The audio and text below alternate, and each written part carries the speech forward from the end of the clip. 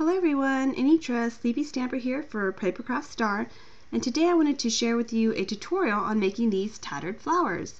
Now the first time I've learned how to make these was from Lori's blog, who is Katie's Rose Cottage blog.com, and I'll put a link to her blog in the description below. But I first found out about her blog through actually Roxy from Your Paper Pantry, and she's Roxy for Long on YouTube.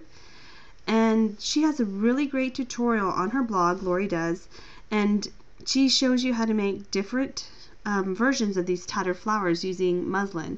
And this one is like a fringed tattered flower, and then there's a scalloped tattered flower, and then there's just without either fringe or scallop.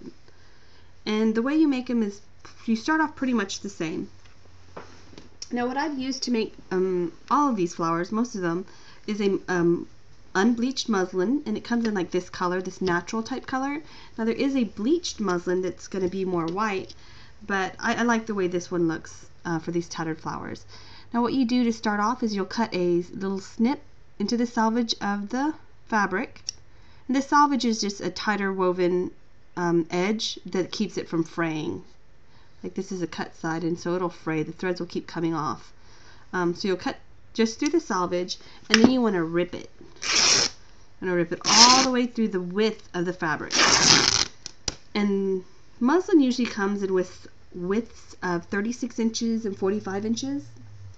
And the one I'm using is 36 inches. So it's not very wide. So it's about a yard we're working with.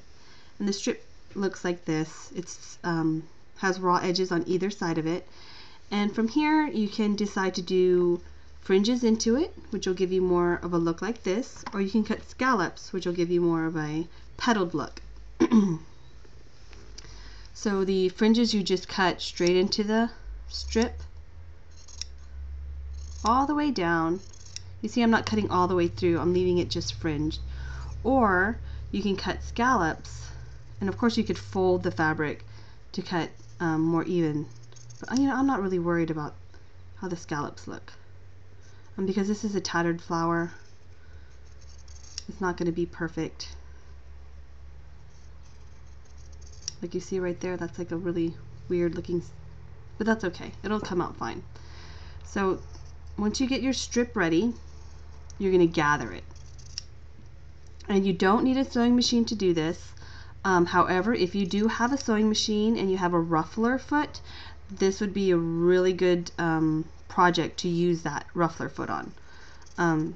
My sewing machine, I do have a ruffler foot, and what it does is it just gathers it for me. But it's totally not needed. You can do the gathers using a straight stitch and a needle and thread. So I'm just gonna put this one aside. I thought I had my needle. Yes, here it is. And so what you want to do with your strip of muslin is you want to put a running stitch along the side. Now if you have cut fringes into it or scallops, you want to do it on the straight side. So what you'll do is you'll just do a straight stitch, which is just in and out of the fabric. And I'm not really worried about my stitches being straight or if they're crooked. This is a tattered flower. It's not perfection flower. So, you know, you don't have to be really strict with yourself. So you can do that going in and out, and then you'll just pull your, you can see my stitches, they are not straight. I'm not worried about it. It's okay. So once you've sewn all the way through the edge, from one edge to the other, you're going to pull the thread, and it's going to create these gathers. See that? So it starts to gather your strip for you. Excuse me. I have this one already ready to go because I did use my ruffler foot, and you can see it's gathered it for me, and it's held it together so it's not going to lose its gather. Let me show you how to keep it from losing its gather on here. So once you've sewn all the way down your strip, and you want it to keep its gather, you just knot the end of it. And knotting the end of it is just taking a bite into the fabric here and then putting your needle through this loop here. Putting the needle, I don't know if you can see that red thread. I'm putting the needle through the loop. And that makes a knot. And those gathers aren't gonna, I could play with the fabric, make it the way I want, and it's not gonna come apart. So that's how you do that. Let's move this one out of the way. So now what you want to do is you want to adhere your flower the way you want it. So what I do is I roll it in on itself like this, and then I use fabric tack to adhere my flower in place. You could use a hot glue gun. I just prefer this one. There are other fabric adhesives like liquid stitch. I don't recommend this one because it's really thin and it takes quite a while to set up. But I like this fabric tack because it's thicker and it'll grab the fabric. Like, you see how thick that is? And I just put it on that edge and it'll stay.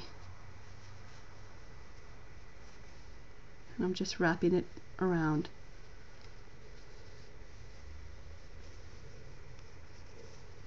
And that's my flower. Now if you were to have fringed it, it would look more like this. See how the fringes kind of go around? And then of course if you were to do the scallop, it would look more like this one here. And then I've cut little circles using a circle punch, and I would adhere it to the back. Again, using the fabric tack. And I'm pretty generous with it on the back because I don't want it to go anywhere. I want it to stay. So see, that's quite a bit on there. I'll just place it on there and it'll hold it. So now you're ready to embellish your flower. Now you could use different laces. I recommend gathered laces such as this, as opposed to using, say, like a flat lace, which is something like this, because it won't really, you have to do a lot of work with it to get it to stay in there. But that is super pretty. Look at that. Oh my goodness. And then how I do it is I will just open my flower up to one of the layers, and I would stick the lace in there. And I didn't even sew it in there. I'm just going to use glue, it's fabric tack.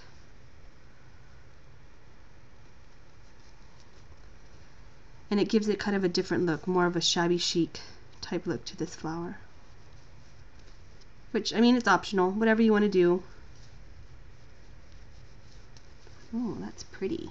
And then I take my scissors and I'll just cut it here. And I'll just add some glue to the center. And one of the ways we're going to use these flowers too is with Teacher Appreciation Week is coming up.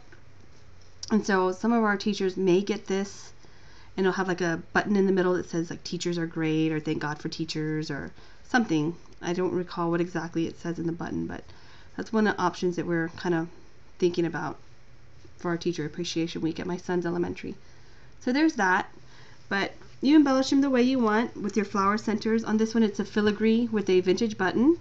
I've used a earring back here, and on this one I didn't even use muslin. I used a woven cotton, and then I've stuck eyelet lace in between. So there's that one looking real shabby chic. This one I've used a doily with a vintage button, and it's also a fringed flower.